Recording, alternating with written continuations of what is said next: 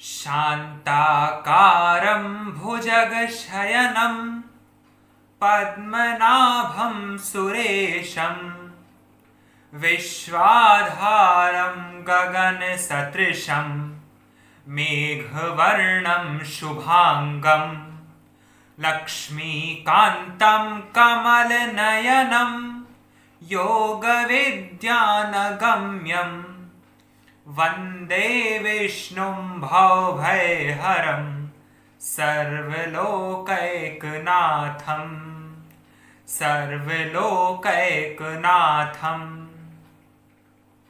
नमस्कार। साहित्य और अध्यात्म में आप सभी का हार्दिक स्वागत है। आज हम होली से 4 दिन पूर्व पड़ने वाली एकादशी, जिसका नाम है आमल की एकादशी या रंग भरी एकादशी, इसका महत्व जानेंगे। यह एकादशी फाल्गुन शुक्ल एकादशी को पड़ती है, जो ठीक होली के 4 दिन पहले आती है। वैसे तो साल की 24 एकादशियों का बड़ा महत्व है। अगर पुरुषोत्तम मास आ जाए तो 26 एकादशी हो जाती है, 2 बढ़ जाती है। लेकिन आमल की एकादशी क्यों विशेष है? आमल की एकादशी होली के पहले आने वाली एकादशी है। इस एकादशी में हम भगवान विष्णु की, भगवान श्री कृष्ण की बड़े भक्ति भाव से उपासना करते हैं। भगवान को अबीर गुलाल से सुसज्जित करते हैं। इस दिन ब्रज में अत्यंत हर्षोल्लास के साथ होली खेली जाती है। वैसे तो ब्रज में फुलेरा दूज से ही होली का प्रारंभ हो जाता है। इस वर्ष फुलेरा दूज 15 मार्च को पड़ा था।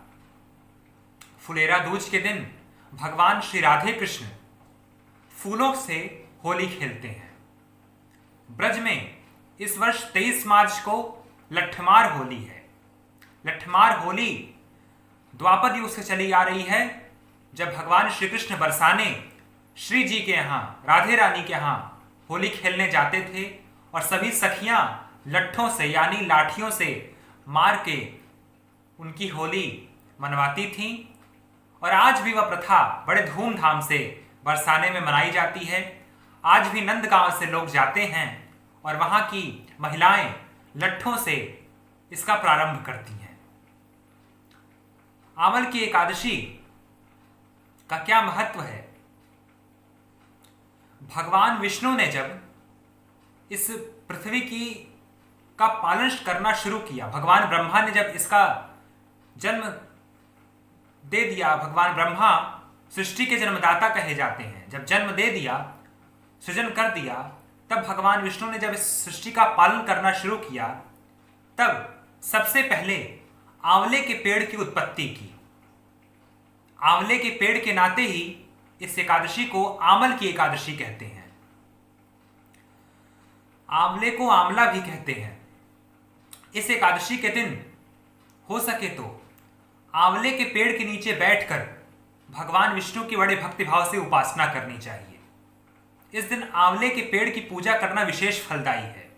जैसे कार्तिक माह में नित्य आंवले के नीचे दीपक जलाया जाता है, पूजा की जाती है, ठीक उसी प्रकार आमल की एकादशी के दिन भी आंवले के पेड़ की अर्चना की जाती है।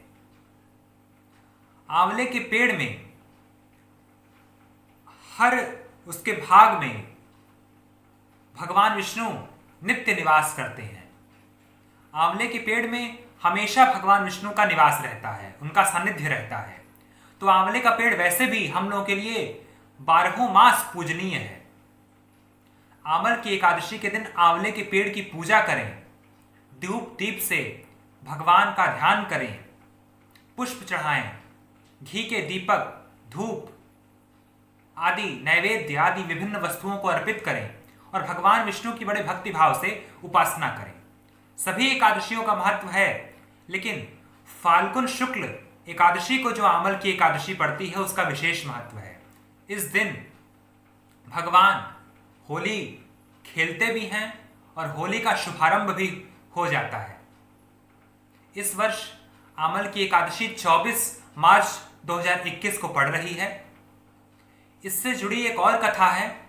जब भगवान भोले भंडारी हमारे शिव जी विवाह करके महाशिवरात्रि को अपनी प्रिय नगरी काशी में आए, काशी पधारे, तब इसी काशी में माता गौरी ने, पार्वती माता ने रंग भरी एकादशी के दिन ही होली खेली थी।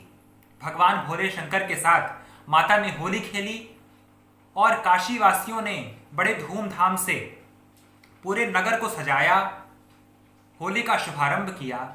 माता पार्वती की पहली होली काशी में मनाई गई रंग भरी एकादशी के दिन, आमल की एकादशी के दिन, इसीलिए इसका भी विशेष महत्व है। भगवान शिव भी इस दिन होली खेलते हैं गौरी माता के साथ। सभी देवी देवता इस दिन होली खेलते हैं और हमारे भगवान श्री कृष्ण तो इस दिन राधे रानी के साथ बड़े भक्ति भाव से होली खेलते हैं। ब्रज में होली का शुभारंभ हो चुका है और अब एक बार ब्रज में होली का शुभारंभ हो जाए तो संपूर्ण देश में होली का शुभारंभ हो जाता है, क्योंकि ब्रज की होली बहुत प्रसिद्ध है, मशहूर है। ब्रज की होली देखने दुनिया से लोग आते हैं। आमल की एकादशी के दिन आप आंवले की पूजा कीजिए, भगवान विष्णु का ध्यान कीजिए और व्रत रहिए। एकादशी का व्रत विशेष फलदायी है।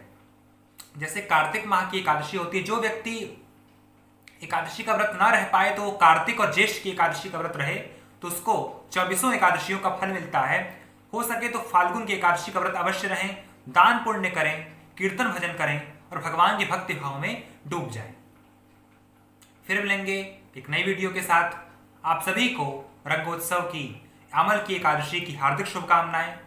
तब तक के लिए धन्यवाद, नमस्कार।